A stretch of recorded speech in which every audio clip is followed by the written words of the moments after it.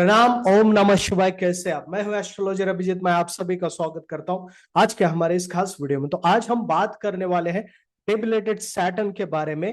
Debilitated Saturn किस तरीके से अपने परिणाम प्रदान कर सकता है, इसके बारे में आज हम चर्चा करेंगे। तो देखिए, डेबिलेटेड सैटर्न वो एरीज राशि में यानी कि मेष राशि में डेबिलेटेड होता है। तो असल में इसे जज करना बहुत ही मुश्किल होता है।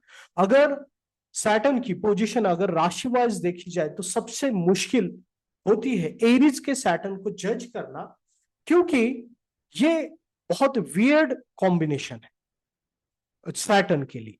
ओके, तो आपको जज किस तरीके से करना पड़ता है? जो भाव में है सैटर्न, उस भाव के हिसाब से, देन कारकत्व के हिसाब से, और जब इसकी महादशा आती है तब क्या परिणाम मिल सकते हैं, इसके अकॉर्डिंग आपको जज करना पड़ता है। लेकिन जज करने के लिए सबसे जो महत्वपूर्ण पैरामीटर्स होता है वो खास तौर पर नक्षत्र है। यानी कि किस नक्षत्र में, एरीज में जब भी सैटर्न आता है तो एरीज में 3 नक्षत्र आते हैं, जो कि है केतु का अश्विनी, भरणी और कृतिका। यानी कि केतु का, वीनस का और सन का। तो कहीं ना कहीं तो केतु, वीनस और सन की पोजीशन भी हमें चेक करनी पड़ती है सैटर्न को एनालिसिस करने के लिए, खास तौर पर दशा में, क्यों किस तरफ अपने फल को मोड़ लेगा।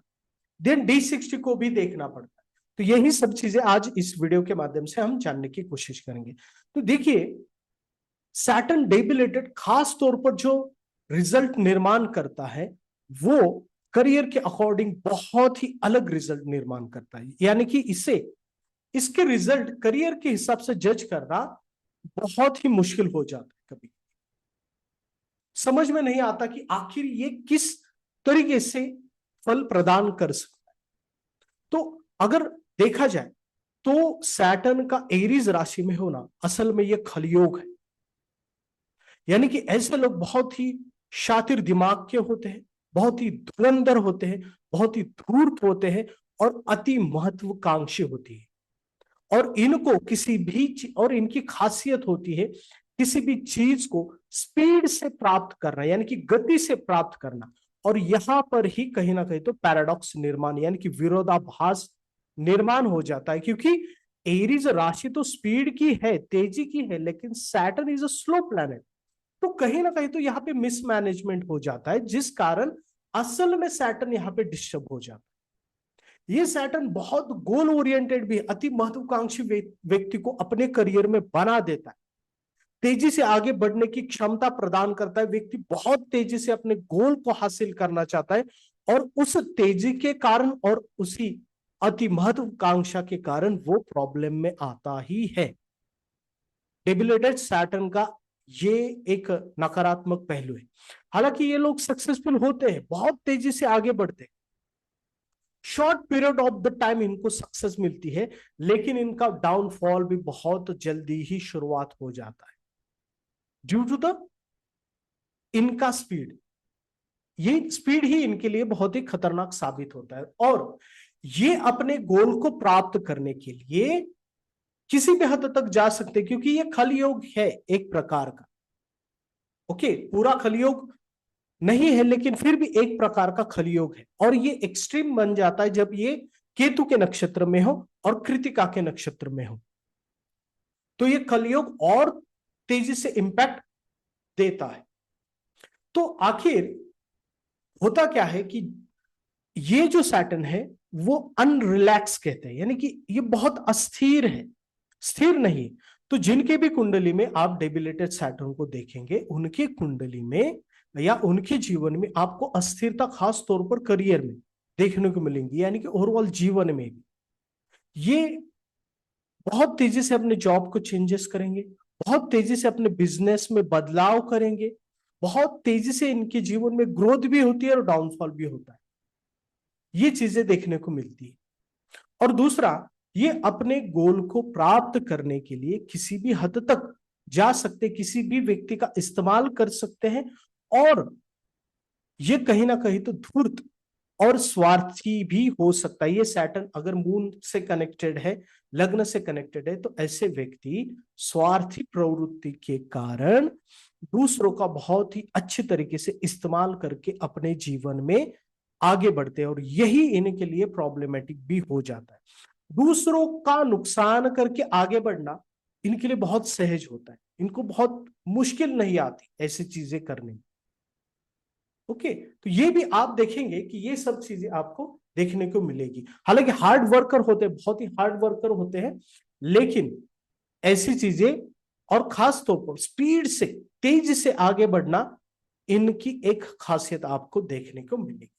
अब ये नक्षत्र वाइज अगर देखेंगे तो केतु के नक्षत्र में आपको फ्लक्चुएशंस बहुत ज्यादा देखने को मिलेगी, यानी कि एक रेस्टलेस होते हैं ये लोग, बहुत ही अप एंड डाउन, बहुत तेजी, क्योंकि जब भी अश्विनी नक्षत्र में सैटर्न होता है ये तेजी से आगे बढ़ने की कोशिश करता है व्यक्ति अपने करियर में, चाहे किसी को रौंद के भी क्यों ना आगे बढ़ना पड़े। लेकिन होता क्या है कि करियर में चेंजेस, बदलाव बहुत बार करता है, सीनियर्स लोग इससे खफा होते हैं, प्रमोशन में ऐसे लोगों को दिक्कत आती है। जब वीनस का नक्षत्र हो, भरणी नक्षत्र में, ऐसे लोगों अति महत्वाकांक्षा होती है और लालसा बहुत ज्यादा होती है किसी चीज को प्राप्त करने की, गोल को प्राप्त करने की, खास तौर पर अपने जीवन में, करियर में, प्रोफेशन में बहुत ज्यादा लालसा होती है और उस लालसा के पीछे भागने की इनकी प्रवृत्ति होती है। सन अगर है तो अथॉरिटी के पीछे भागना, ये इनका कहीं ना कहीं तो गुण देखा गया है। इसके बारे में ही हम कुछ एग्जाम्पल्स देखेंगे, तब आपको ये चीज और अच्छी तरीके से समझ में आएगी। देखिए, अरविंद केजरीवाल जी की ये कुंडली है, अभी वो दिल्ली के सीएम है लेकिन जेल में है।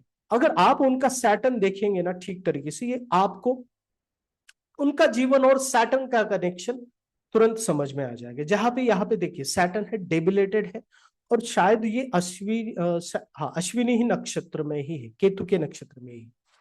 तो आप देखिए उनका जीवन कितना उतार चढ़ाव से भरपूर है। पहले वो एज आईएएस ऑफिसर थे, फिर उन्होंने जॉब को छोड़ दिया और फिर वो एक एनजीओ स्थापन की, एनजीओ से वो पॉलिटिक्स में आ गए, पॉलिटिक्स में उन्होंने अपनी एक पार्टी तैयार की, फिर दिल्ली के सीएम बने, बहुत उन्होंने अटपटांग चीजें की। और कहीं ना कहीं तो वो आगे बढ़ने के लिए पंजाब में कुछ ऐसे चीजों को वो प्रभावित कर रही जो देश के लिए हित में नहीं है। ओके, और देखिए ये डेबिलेटेड सैटर्न इनके जीवन में बहुत उतार चढ़ाव, संघर्ष को लेके आया है, और ड्यू टू अपने अलग खोपड़ी के कारण, तो डेबिलेटेड सैटर्न बहुत अलग खोपड़ी भी देता है व्यक्ति, विचार की प्रणाली बहुत अलग होती है। तो देखिए इनके अगर आप दशा पैटर्न देखेंगे तो जुपिटर की दशा 2008 से आरंभ है, और सैटर्न की जब थी इनको 2010 से लेकर 2013 तक, तभी इनके जीवन में बहुत अप एंड डाउन हुए। वो लोकपाल का आंदोलन हुआ, देश में बहुत चर्चा हुई। और अभी देखिए अभी इनको सैटर्न की महादशा आरंभ होने वाली है जून जुलाई से, यानी कि अभी से। तो इनके लिए बहुत मुश्किल होने वाला है, या बहुत ये कुछ वियर्ड डिसीजन लेंगे, अलग डिसीजन लेंगे, कुछ अलग करने की सोचेंगे, लेकिन इनका स्ट्रगल ओवरऑल बढ़ने वाला है, ये इससे इंडिकेट होता है। तो यहां मैं बताना चाहूंगा कि आप उनका करियर देखिए और ये सैटर्न को देखिए, आपको तुरंत पता चलेगा कि ये डेबिलेटेड सैटर्न किस तरीके से वर्क होता है।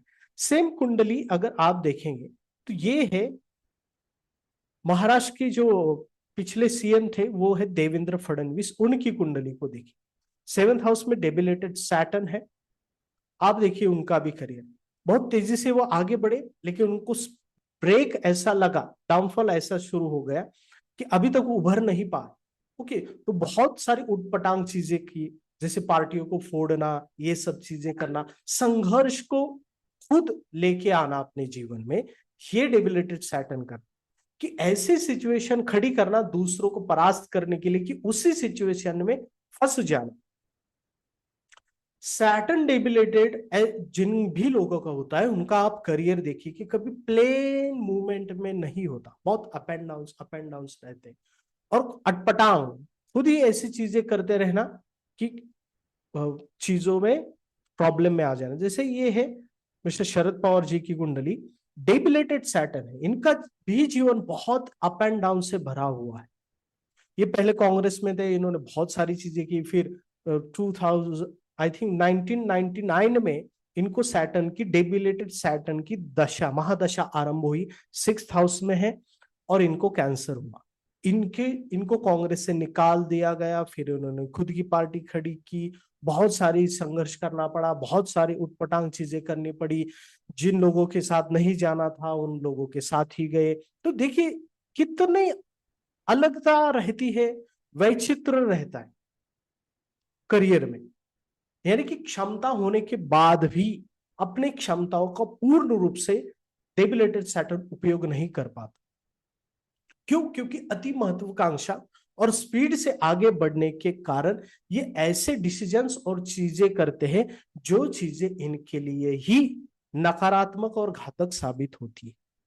ओके, तो इस तरीके से है डेबिलेटेड सैटर्न। बहुत ही शॉर्ट्स में समझाया है, लेकिन आप समझ जाए कि ये इतना इजी नहीं है। मतलब डेबिलेटेड सैटर्न बहुत ही स्मूथ नहीं है, बहुत ही अप एंड डाउन होते हैं, अलग अलग चीजें करना, वैचित्र चीजें करना और खुद मुश्किलें मोड़ लेना। ये डेबिलेटेड सैटर्न जिस भी भाव में होता है, डेबिलेटेड सैटर्न वहां पे भी वो खराबी करता है। वहां पे वो क्या करता है, अगर 7th हाउस में तो डिले मैरिज देता है, मैरिज वाइफ को कुछ ना कुछ तो प्रॉब्लम्स देता है। अगर 7th हाउस में है और 5th हाउस में है तो 5th हाउस में चाइल्ड रिलेटेड प्रॉब्लम्स देता है, एजुकेशन में कुछ अलग वैचित्र देगा। 10th हाउस में करियर, 2nd हाउस में फाइनेंस रिलेटेड व्यक्ति का दिमाग कुछ अलग ही चलता है, बहुत अप एंड डाउन देगा। तो इस तरीके से आप देख सकते हैं। देन नक्षत्र लॉर्ड को देखिए कि आखिर वो किस नक्षत्र में है और उसका लॉर्ड कहां पे। सपोज सैटर्न केतु के नक्षत्र में और केतु 8th और 12th हाउस में, तो ये ज्यादा मेलिफिक होगा सैटर्न, बहुत ज्यादा नकारात्मक रिजल्ट देगा। और कहां पे देगा वो समझने के लिए केतु को देखिए या D60 में देखिए, वहां से भी पता चलता है। एटलीस्ट D60 में वो इंप्रूवमेंट होनी चाहिए, तो ये बेटर परफॉर्म कर सकता है। ओके, देन सपोज कि वीनस के नक्षत्र में और वीनस 11th हाउस में, तो ये बेटर रिजल्ट दे सकता है, यानी कि विद द स्ट्रगल दे सकता है। सन के नक्षत्र में तो सन 2nd हाउस में, तो 2nd हाउस रिलेटेड इवेंट को ये ट्रिगर करेगा। Okay, finance related, family related, तो इन सभी चीजों को देखकर आप प्रिडिक्शंस कर सकते। आज के लिए बस इतना ही, फिर मिलते हैं अगले वीडियो में। प्रणाम, ओम नमः शिवाय।